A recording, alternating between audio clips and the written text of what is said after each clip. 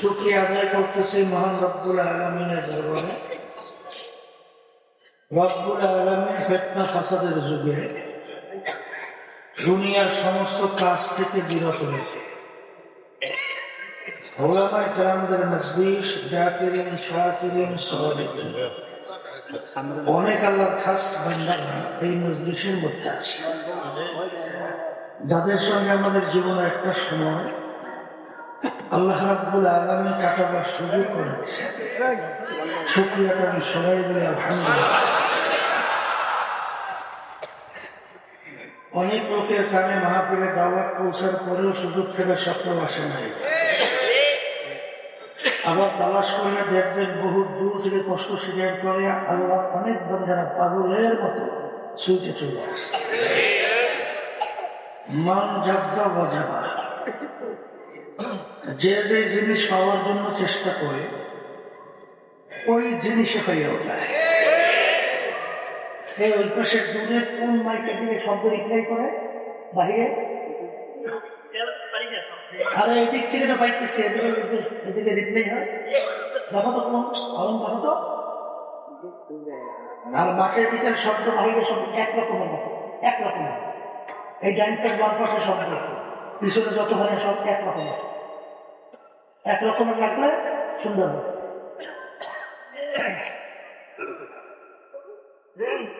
আল্লাহ রাব্বুল আলামিন বান্দা-বান্দীকে মাফ করার জন্য ওসিলা তালাশ করে। হাদিসের ভিতরে আল্লাহ রাসূল সাল্লাল্লাহু আলাইহি ওয়াসাল্লাম বলেছেন,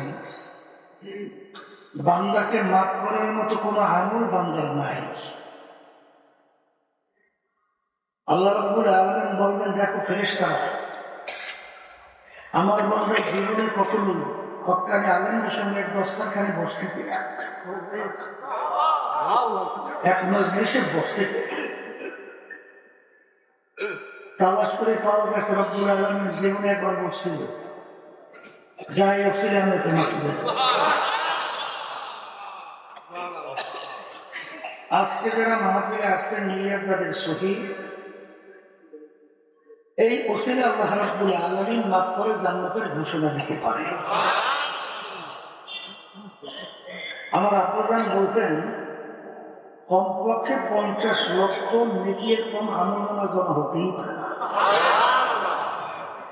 নিয়াদের সহি লক্ষ লক্ষ নেকিও আমলনামা দান করবে। একটা নেকির মূল্য সম্পর্কে আল্লাহ রাসূল সাল্লাল্লাহু আলাইহি ওয়াসাল্লাম পাহাড়কে ইঙ্গিত করে বলছিলেন, পুরো পাহাড়টা যদি স্বর্ণের হয়ে যায়, যত মূল্য হবে তুলনা ছাড়া একটা নেকির মূল্য অনেক বেশি। একটা নেকির প্রয়োজন সম্পর্কে আল্লাহ রাব্বুল আলামিন কুরআনুল কারীমের ভিতরে বলছেন, ফামান ইয়ামাল মিসকালা যাররাতিন খায়রান ইয়ারা ওয়া মান ইয়ামাল মিসকালা যাররাতিন শাররান ইয়ারা। যারা পরিমাণ তোমার যদি নেকি থাকে, ফল ভোগ করতে পারবে, গুনাহ থাকলেও ফল ভোগ করতে হবে। কে বলছে? আমি না, আল্লাহ। জাররা কাকে বলে? কাপড় ধুয়ে নিগড়ে রোদের ভিতরে যদি ঝাড়া দেয়, লক্ষ লক্ষ রেণু রেণু দেখা যায়, ওই এক একটা রেণুকে বলা হয় জাররা। এই পরিমাণ গুনাহ থাকলেও তার ফল ভোগ করতে হবে আল্লাহ বলছেন। আমি বলি না, কিয়ামতের ময়দানে যদি একটা নেকির কারো ঠেকা বাজে, সারা কিয়ামতের ময়দানে ঘুরে একটা নেকির সঙ্গে সুযোগ আছে নাই? কেন কারো যাইতে হবে? আল্লাহ রাব্বুল আলামিন কুরআনুল কারীমের ভিতরে বলছেন, ইয়াউমা ইয়াফিরুল মারউ মিন আখিহি ওয়া উম্মিহি ওয়া আবিহি ওয়া সাহিবাতিহি ওয়া বানিহি লিকুল্লি ইমরিইন মিনহুম ইয়াউমাইযিন শা'নুন ইউগনিহি। আল্লাহ রাব্বুল আলামিন বলছেন, কিয়ামতের ময়দান এত ভয়াবহ হবে, এত কঠিন হবে, মা পর্যন্ত সন্তানের পরিচয় না দিয়া সন্তান থেকে না ভেঙে যাবে। পরিচয় না দিয়ে কি করবো? আবার এখন আপনার নিজের কাছে প্রশ্ন করে উত্তর নেন তো, যদি যদি মা সন্তান থেকে ভাবে পরিচয় না দেয়, দ্বিতীয় কে আপন আছে যে আপনাকে পরিচয় দেবে, আপনাকে নাকি দেবে? চিন্তা করা যায়? চিন্তা করা যায়? তাহলে নাকি সন্দেহ জায়গা কোথায়? বলেন দুনিয়াতে। আবার বলেন দুনিয়াতে নেকির মূল যাদের আসছে, খুশ থাকতে নাকি সন্দেহ। আর যাদের নেকি বুঝ আসে নাই তাও ধরলেও এক কাজ করানো হয়। এখন এই যে মাহফিলের গুরুত্ব, নেকের গুরুত্ব আমি আলোচনা করতেছিলাম, এইটা জানার পরে এক শ্রেণী আমার বাজানদের পর্দারে মা বোনদের নেকের সঙ্গে আগ্রহ নাই কেন? বলেন বুঝেরা না। আবার বলেন, যেমন একটা উদাহরণ দিয়ে বলবো, বুঝবেন। আবু জাহাল না ওমর ফারুক রাদিয়াল্লাহু তাআলা প্রথম অবস্থায় কাফেরদের অন্তর্ভুক্ত ছিল। আল্লাহর হাবিবকে কতল করার জন্য রওনা করছেন 100 লাল উট পাওয়ার আশায়।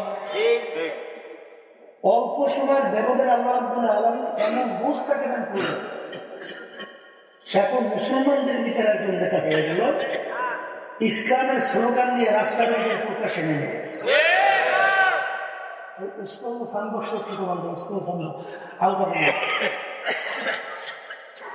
কত ডিজাইনের যে মেশিন ঠিক করে এখন শেষ, তার দিয়ে 5টা মেশিন ঠিক করে ফেলে তুমি দেখো।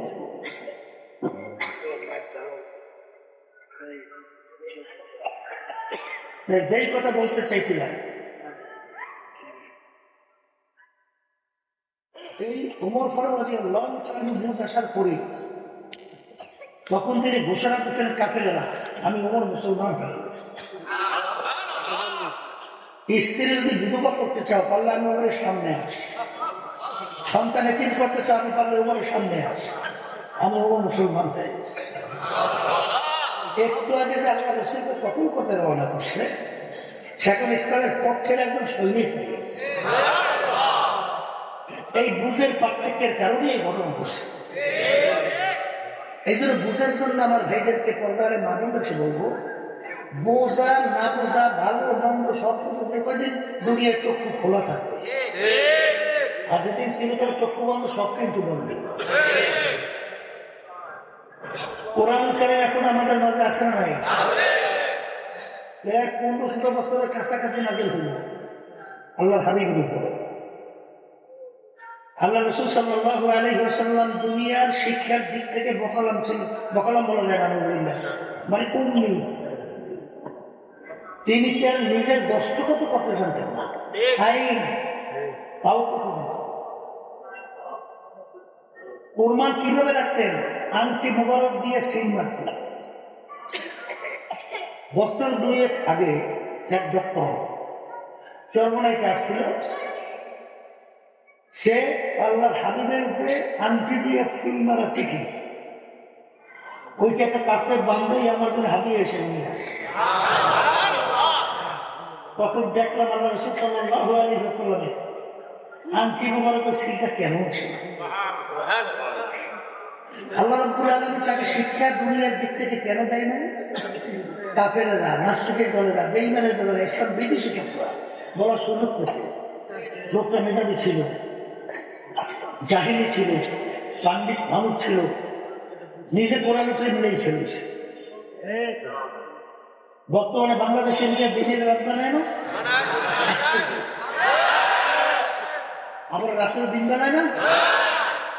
এরকম রাত্রের দিন বানাইতো, দিনের রাত্রে বানাইতো। কারণ যে বেলা দস্তকাতি কারণ না, আমার জন্য যে আল্লাহ রাসূল সাল্লাল্লাহু আলাইহি ওয়াসাল্লাম দস্তকাতি কারণ না, তার ব্যাপারে এটা বলবে কি কথা বুঝেন? এই জন্য আল্লাহ দুনিয়ার কোন শিক্ষায় শিক্ষিত হতে সুযোগ দেয় না। আল্লাহ রাসূল সাল্লাল্লাহু আলাইহি ওয়াসাল্লাম শিক্ষার কথা দেখে আল্লামানি রব্বি ফাআহসানা তা'লিম, আমার মালিক আমাকে নিজে শিক্ষা দিচ্ছে। শিক্ষার কত উত্তম। ও আদালানি রব্বি ফাআহসানা তা'লিম, আমাকে আল্লাহ রাসূল সাল্লাল্লাহু আলাইহি ওয়াসাল্লাম বলেন, আমাকে আল্লাহ আদব শিখিয়েছেন। আদবটা কত বড়